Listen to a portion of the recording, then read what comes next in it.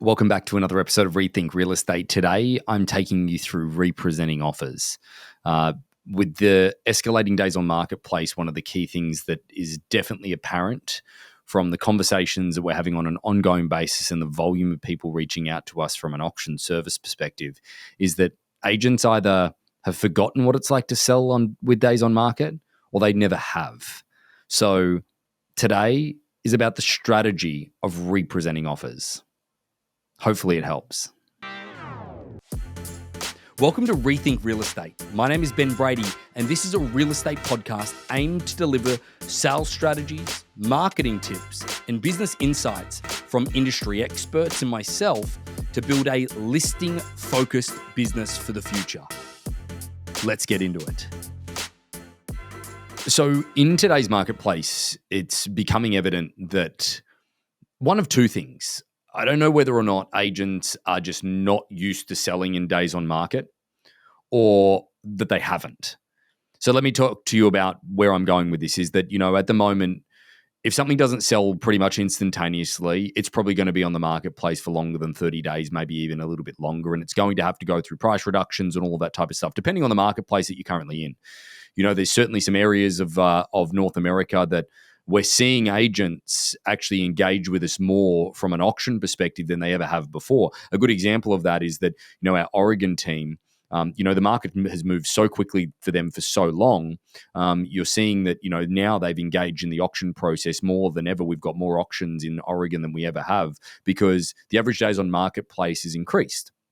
A little bit of uncertainty with interest rates and whatever it may be, whatever your philosophy is in the marketplace at the moment, it's so difficult to have one because no one knows what it's going to be. All I know is that it's going to be probably painful for a period of time longer than any of us really want. But it all leads back to the factor of that if you go back through the real estate community and again, I'm just guessing here is like the 1.5 million agents that there are in North America. I would go as far as to say that at least half of them have never sold in days on market and don't understand it. I'd go as far as the other half that are left over have gotten so lazy over the last number of years that they just don't want to sell in days on market. I know that no one ever does really want to sell, but there was a time where we've been doing this process for over 10 years now where, 45 days was actually known as, the first little bump in the road when it came to your relationship with your sellers. Right now, I'm seeing properties in 45 days that have already done 2 price reductions, which again is great that you're moving to the marketplace, but it's not great if you're doing little incremental price reductions because, again, that reputational nature of the property. But today, what I want to go through is a philosophy, what I call holding on to buyers, which I know that we've already spoken a little bit about that in a previous episode, but realistically, where I'm going with this is representing offers. This is not a process that is particular to auction. I just want to talk through this presentation process. And I'm going to share with you just a quick story, and that's really the nature of today's episode. And hopefully you can grasp what I'm putting down or pick up what I'm putting down is what I meant to say. From the story that I'm about to share with you. And when I was selling real estate, I had a friend of mine that reached out to me and he said, "Ben, I want to sell my apartment. I bought it when I was getting divorced, and I made a pretty bad decision." Now, in Australia or in Brisbane, where I was selling real estate, is that I was on the Western Corridor, known as Forest Lake. Now, from the city, it's about 40 minutes. So the central business district in Brisbane, there's a pretty big downtown area. Think about it for those from a geographical standpoint, very similar to San Diego. Say I was living in, Escondido and ultimately had to drive into downtown San Diego. Same sort of thing. He had a property in downtown Brisbane. And he purchased it in a bad situation. Again, keeping in mind that in Australia is that there is no buyer representation, so that he definitely wasn't advised by me at the time to purchase the property. He actually called me and said, "Hey, I bought this property at auction. What do you think?" And whatever, he already bought it. Now, one of the big fundamental problems in this building was once he bought it, he paid, I think it was like $460 from memory for the property. But one of the problems was in this building is that over the period of time, or the 12 months when he bought the property, is that building had gotten what was called concrete cancer. So they basically had to reconcrete different sections of the building structurally. So therefore the HOA fees were astronomically high because there were assessments on the building. So we've probably all experienced this before or know of it, like that particular building in a downtown area. I've dealt with some in San Francisco where we've auctioned those properties like down in the East Cut area where, you've got these buildings, they're beautiful, but you're paying $2,000, $3,000, $4,000, $5,000 a month in HOA fees on top of purchasing something for $1 or $2 million. Now, this is a little bit different. Bought it for $460,000, but he already overpaid for it. And the reason he overpaid for it is that he purchased emotionally. He was going through a divorce. The divorce was just about settled, and he's like, I've got to go get myself a bachelor pad, essentially. And he went in and just bought basically the first thing that he saw. So he didn't buy smart in the beginning anyway, and he already knew that. But then for this to happen with the concrete cancer, the reassessment of the building, what happened is that when he called me and said he wanted to sell it, I looked at the building and there were like 25 apartments that were on the marketplace in that building already.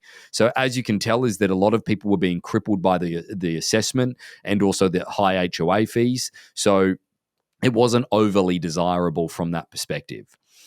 So immediately, automatically, I knew we were going to be going uphill here, pushing whatever you want to call uphill.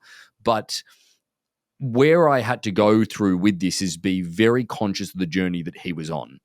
He wasn't in the position to absorb the loss financially, really, and he wasn't mentally there either. That's one of the things that I will say about the difference between Australian and the North American side of real estate that I've grown to learn is that people in the US are a little bit more open-minded. Now, you might not think this at the moment, or you might not think it in general, but I certainly can speak to it from the difference of where another culture in another place is that in North America, because of the financial crisis that happened, there are more people that are willing to understand that sometimes you have to take your medicine, take your money out of it because you're losing the opportunity cost to go and reinvest it into something else.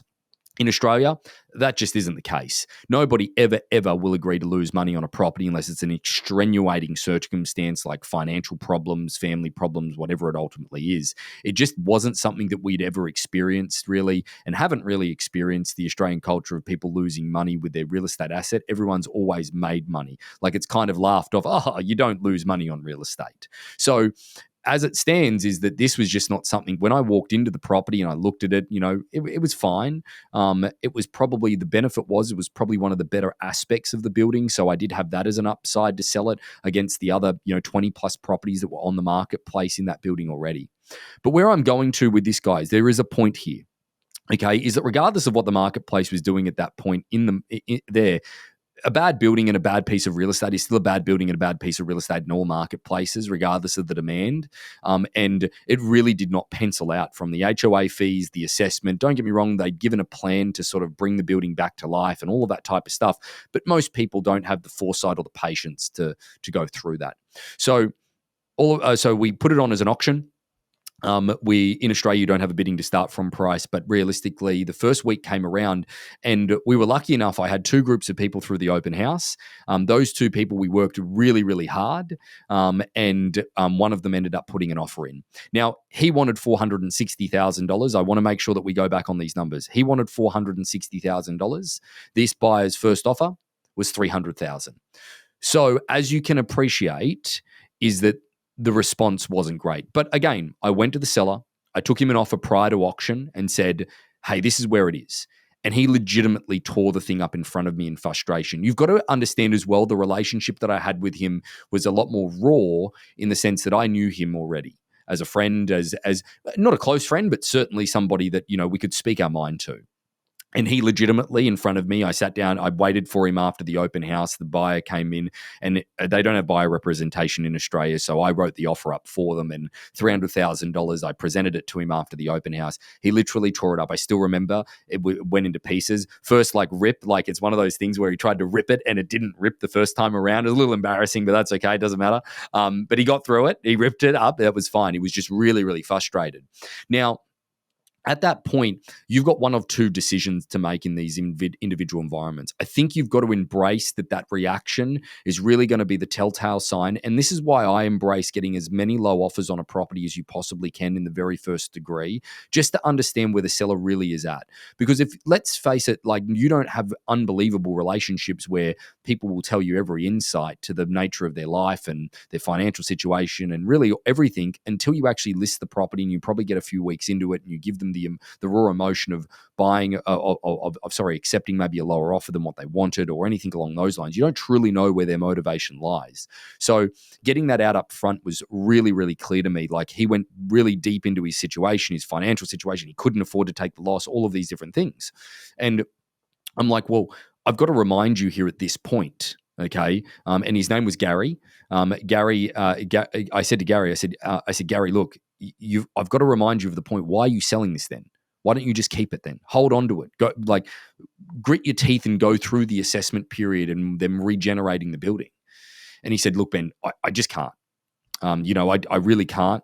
One, I'm emotionally worn out, but two is that, from a financial perspective, is that now that with the alimony that I've got to pay my wife and, the child support and everything along those lines, I can't afford to keep it. So I'm like, okay, well, you're staring down the barrel of losing money regardless. I don't believe that I'm going to be able to get you $460,000 for this property, and I want to be upfront about that right now. Do you want to keep going, or do you want to find an alternative path? And he's like, no, well, we've got to keep going. Just do your best. Like you've got to try and get me that 460. I'm like, okay. So at that point, it was more along the lines of me going down the path of knowing that he had to go through a process of elimination. Just so you know, in the back of my mind, I'm like, he has absolutely no chance, okay, of getting anywhere close to 400, let alone 460. So leading back down it, I went to the buyers that made the offer.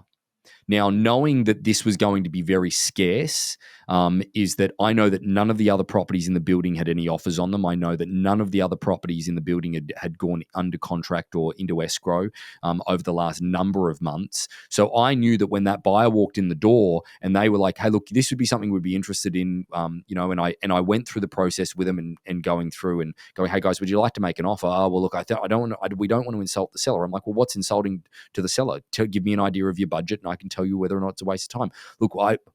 I don't know. I'm just not sure. I'm like, well, guys, what is your budget?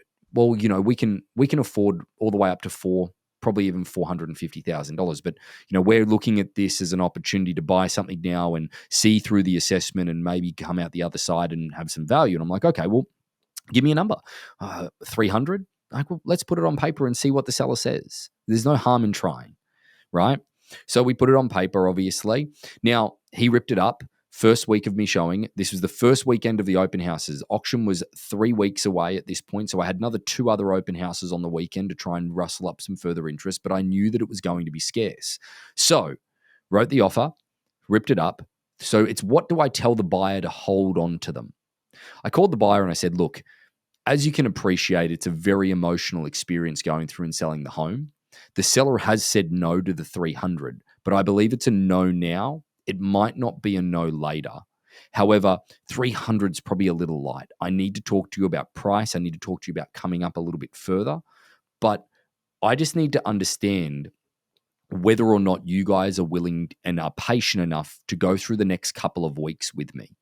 And what I mean by that is that I want to have your permission to represent the 300. I know I'm not going to get him to sell it for that. You are going to have to sharpen your pencil and we're going to talk about where you need to go to. But I need you to understand that this isn't going to be something that I'm going to be able to get done for you in 1 week, 2 weeks, probably not even 3. I'm going to need to go all the way up to the actual auction date itself. And I'm going to need to take you guys on that journey with me. And they said to me, well, Ben, we're not going to wait. I'm like, guys, if you're not going to be patient, I'm not going to be able to get this deal done. Seller needs to go through the process of elimination and they are entitled to do so, right? Just like you're entitled to go somewhere else and you can go and actually look at something else if you wanted to. Like, we want to buy this property, Ben, but we're going to keep looking. No problem, but I'm going to keep in frequent communication with you guys, letting you know where it's at, just so that I'm not representing something. But in the meantime, I want to represent your offer to him at the end of next week, okay? And I want to represent it the week after if he doesn't say yes as well, if that's okay. But I need to actually represent something that's more along the lines, I need your best and final. I need to know where you will go to and what your bottom line is for this property, right? And again, we went through a whole negotiation. That took a few days. I ended up getting them to $380,000 is where I end up getting them to, so they've gone from 300 to 380. He wants 460, right? But if at this point I didn't write up the $380,000, I didn't get them to put it on paper, I didn't do any of that stuff because again, I would have been obligated to take it to the seller.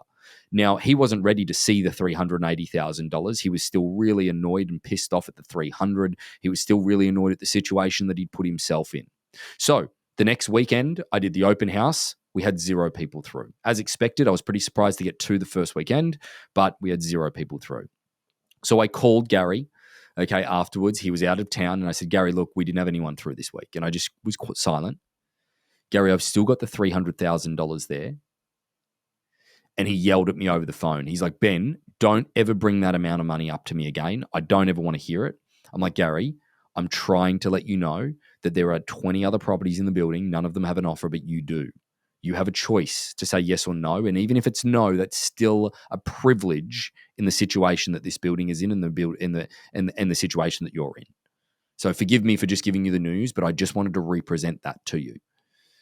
Well, no, I just can't take it. It'd just be too big a loss for me. So fast forward, following weekend, is that following weekend, I didn't have anyone through. Nobody through again. So therefore, call Gary again. Ring, ring, ring. I'm like, hey, are you going to be home soon? Yes, great. Okay, I'd rather talk to you face to face. No, just tell me what's on. Gary, just come home and we'll have a chat. Okay, great. Got him there. I think it's really important when you're having these conversations to try and do them in person or over Zoom, at least eyeball to eyeball and not on the phone. But that said is that said to him, look, nobody came through again today, but those buyers are still there, just so you know. Well, I'm not going to accept 300. Well, how close to 300 would you start to consider? Now, again, keep in mind, guys, I'm not trying to lie to him because the moment I give 380, he's going to want 400. I kind of need to bring him to a point of acceptance beforehand. And he's like, well, look, I've spoken to my financial advisor because, again, I set him up with to go and talk to the financial advisor, talk to him how he could absorb a hit, talk to him how, you're going to pay off the remaining balance of the property to the if we were to sell it for less. You've got to go through all of those situations and how you could do so. And he talked about borrowing from his 401k and all of these different things that he could do. So he was in a position now to absorb the information a little bit more because he'd gotten used to the nature of this conversation. Anyway, he's like, look, if you could bring him to 400, I think I could do that.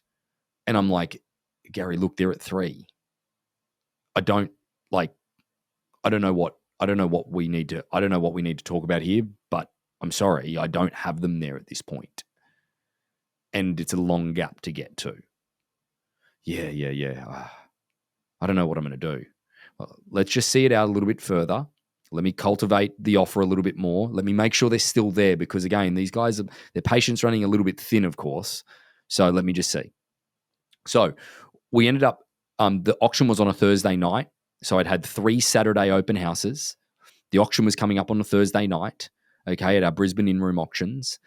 I scheduled a call with him for Tuesday to go, Gary, I've called through everybody, which was only 2 people. I've still got those buyers there, but again, they need a number from you to come to. And he goes, look, I can do 390. I've spoken to the financial planner. That's what I can do, bottom line. I'm like, okay, well, let me see what I can do.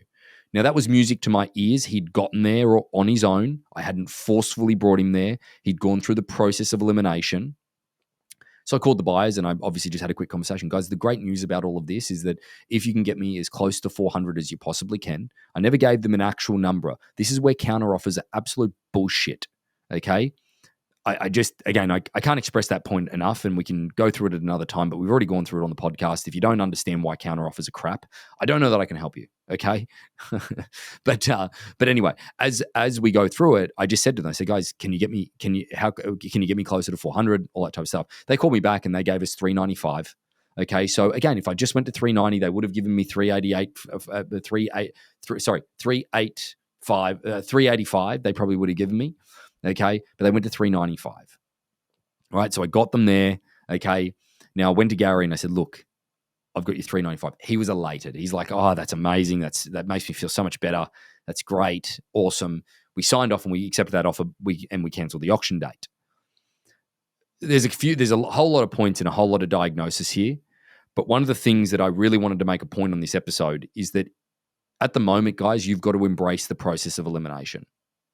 You've got to embrace the fact that this is going to take a bit of time. And those original people that you get in the flurry of interest, don't take them for granted. Hold on to them. Keep in contact with them. Get them to put in a low offer in. Give them hope that there's a chance that low offer could be accepted later, maybe, even though you might know that it's not, to make sure that you're putting your seller in a position where they can absorb it later on. Let me give you an example of what really makes me furious about this real estate industry. Low offer comes in, the agent calls it a low offer, okay, and they're like, they pretend to be smug with the sellers. Oh, don't worry, it's just a low offer. No, it's an offer. The low offer comes in, you let the seller counteroffer. Imagine if I let Gary counteroffer this in the first degree. What would he have counteroffered at? $460,000, okay? Not to mention it's poor negotiation, but the other party would have blown the buyer out of the water and they would have been gone. This is the problem that I see in this industry time and time again. We think that things have to be instantly gratified. They don't. We need to hold on to people a little bit longer because it is a process of elimination. And when you deal in emotion, this is why the computers are not going to replace us, is because of the process I just took you through, is the emotional element of things. Okay? And again, I'm getting a little passionate here, but realistically, if you don't understand what I'm saying to you, please, you probably aren't fit for this podcast channel. Because at the end of the day, this is how real estate should work, is that we need to give our sellers time. And also, as I've mentioned in previous episodes, it also helps with the honeymoon period, because what happens is that we sell our sellers on false hope. We negotiate really quickly with these buyers. We get them up to a certain price point, and then they fall out of escrow, and all of a sudden your seller's expectations are set sky high. You're not helping yourself in any way, shape, or form. So taking them through and holding on to that process and playing the patience game and bringing everybody together for a smooth transaction in the end, and allowing the seller to get there, allowing the buyers to get there as well. And I know that we deal with buyer's agents some of the time, but use this same process with the buyer's agent. They are just as in this process as the buyer themselves. Take them on that journey as well. Okay? But what it allowed the seller to do is make a decision. Because if I allowed Gary to counteroffer to their first $300,000 for $460,000, it would have blown them out of the water. They would have gone elsewhere. Bad taste in their mouth, would never have been retrievable. They would have gone and purchased elsewhere within 48 hours. Most buyers purchase from a rejected offer. They put another offer in within 48 hours after, because they're getting frustrated with the process. They would have gone. And I don't know that I ever would have been able to sell that place, because remember, I had nobody else through the property the entire time. So all in all, I hope that you can take something away from that. Selling on days on market is a privilege. Pressure is a privilege. You know, I think that Billie Jean said it's on the stadium as you go into the US Open stadium there. But privilege is a pressure. Pressure is a privilege. And I think that we have to take this a little bit more seriously, that this is going to be a bit of a journey, allowing everybody to go through that journey in order to get a harmonious outcome. You've just got to play a little bit more of the long game. Hopefully this helps. Hopefully it's not confusing. Hopefully I haven't rambled on. But that said, I think that this is a tactic that you're going to have to embrace in the coming 12, 18, 24 months. Who knows? Just get better at it. It's always easier. It's always easier to sell real estate in easy markets, but the people that embrace the tougher markets can always lean back on those skill sets. Thanks, everybody. So about 75% of our audience hasn't liked, followed, or subscribed to our podcast. It would mean the world to us, and it would help this podcast more than you know to expand our reach if you were to like, follow, or subscribe on any of the platforms that you're watching or listening on. Thanks again.